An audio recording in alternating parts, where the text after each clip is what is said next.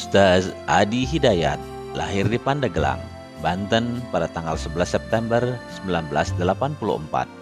Beliau dikenal sebagai penceramah cerdas dan sudah tidak asing lagi namanya di telinga masyarakat. Melalui kajian-kajian Islami, Ustaz Adi Hidayat memiliki banyak jamaah dan penggemar. Beberapa ceramahnya bahkan dibagikan di media sosial, Instagram, YouTube, yang membuat Ustaz Adi Hidayat selalu diikuti dan dikenal banyak orang.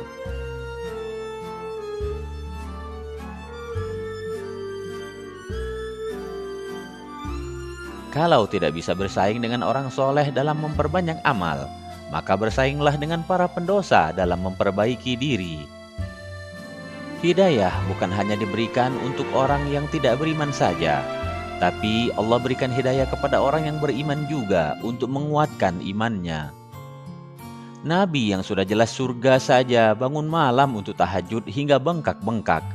Ada sementara yang surganya tidak jelas, amalan berantakan, hisabnya menegangkan, namun masih merasa aman dengan amalnya.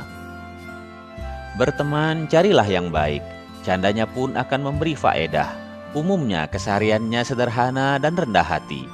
Sudahkah kita memiliki sahabat seperti itu? Kalau belum, cari sekarang, mumpung masih ada waktu. Kalau kita tak punya harta, tidak apa-apa, kita punya doa.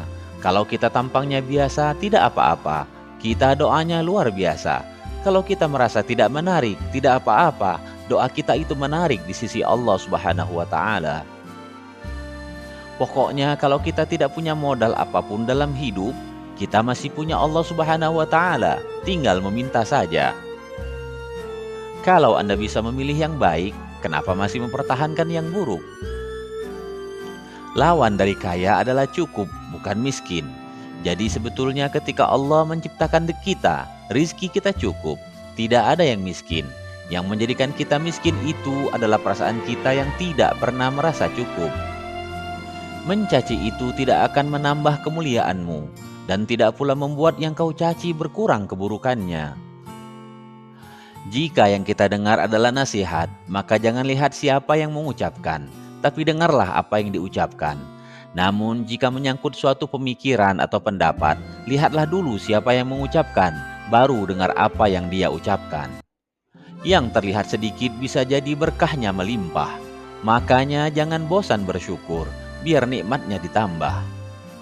Jika mata dibiasakan melihat yang tidak baik, ketika datang kebaikan kepadamu, maka hatimu tidak akan peka dan sulit menerimanya. Sabar itu berbanding lurus dengan masalah. Ketika ingin belajar sabar, biasanya akan diuji dengan masalah. Dan ketika Anda bersabar saat ada masalah, Anda dipuji Allah Subhanahu wa Ta'ala. Jika ada yang lalai, ingatkan, karena surga terlalu luas untuk sendirian. Kunci dari semua hal adalah salat. Kalau kita masih sering berbuat salah, maka ada yang salah dalam salat kita.